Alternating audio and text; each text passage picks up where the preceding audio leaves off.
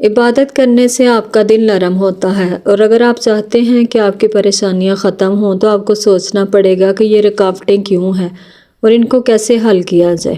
دیکھیں، سب سے ضروری ہے کہ اپنا تعلق اپنے رب سے مضبوط کریں، اور زندگی میں جب ہر طرف اندھیرا ہو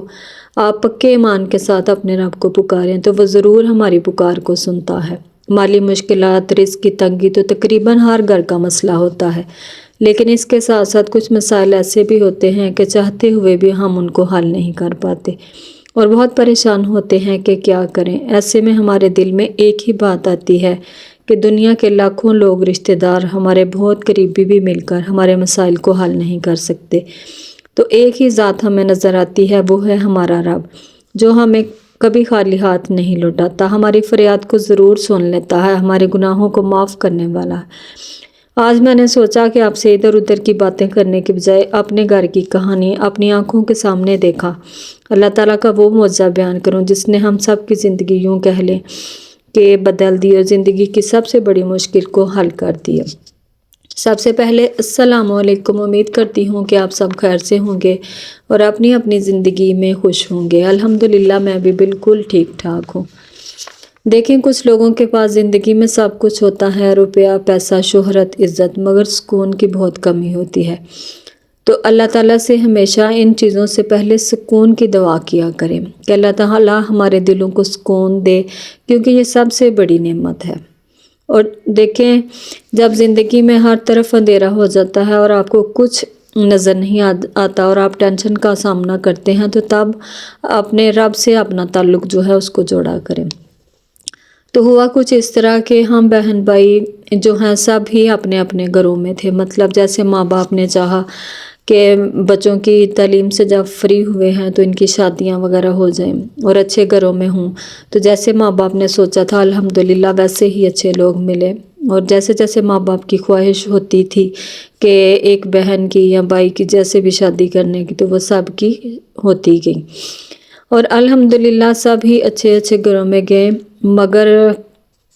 یوں کہہ لیں کہ ایک بہن کی شادی کرنا جو ہے وہ ایک معجزے سے کم نہ تھا۔ ہوتا کچھ اس طرح سے تھا کہ لوگ آتے تھے، دیکھ کر چلے جاتے تھے، پسند بھی کر جاتے تھے، ہم بھی دیکھ کر آتے، پسند بھی کرتے، لیکن بعد میں کوئی جواب نہ آتا۔ اور جو ہماری بہن ہے وہ پڑھی لکھی بھی تھی اور اچھی بلی صورت کی بھی،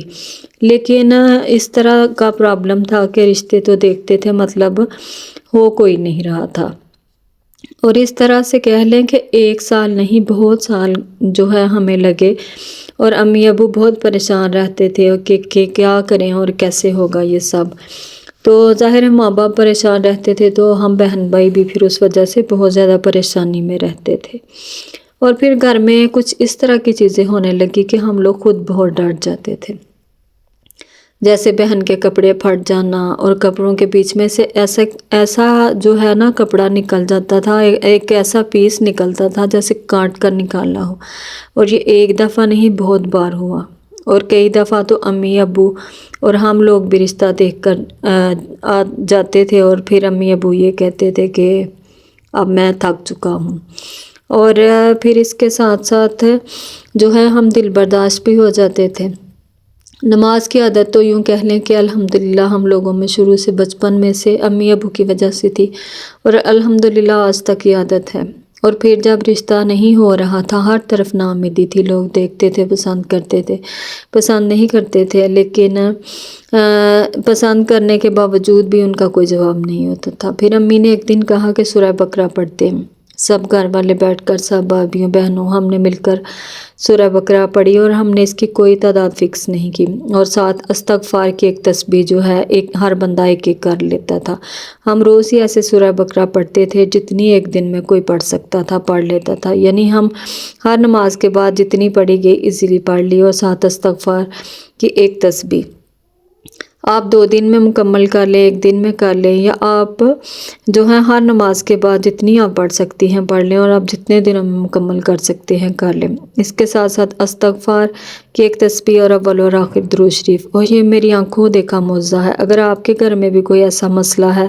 آپ کے بچے کی شادی نہیں ہو رہی، کوئی رکاوٹ ہے، تو یہ عمل جو ہے میرا آزمودہ ہے، آپ کر کے دیکھیں،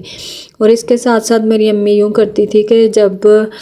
صبح اٹھی نماز وغیرہ پڑھی اور اس کے بعد نا سورہ بقرہ جو ہے وہ ٹی وی پر بھی اس کی تلاوت جو ہے وہ چلا دیتی تھی، اور یہ تو میری آنکھوں دیکھا معجزہ ہے، اور الحمدللہ جیسا ہم نے رشتہ چاہا تھا ویسے ہمیں مل گیا۔ اور ان لوگوں نے جن کے ساتھ ہم نے رشتہ جوڑا ہے انہوں نے پھر کچھ بھی نہیں دیکھا، جیسے لوگ آتے تھے اور یہ مطلب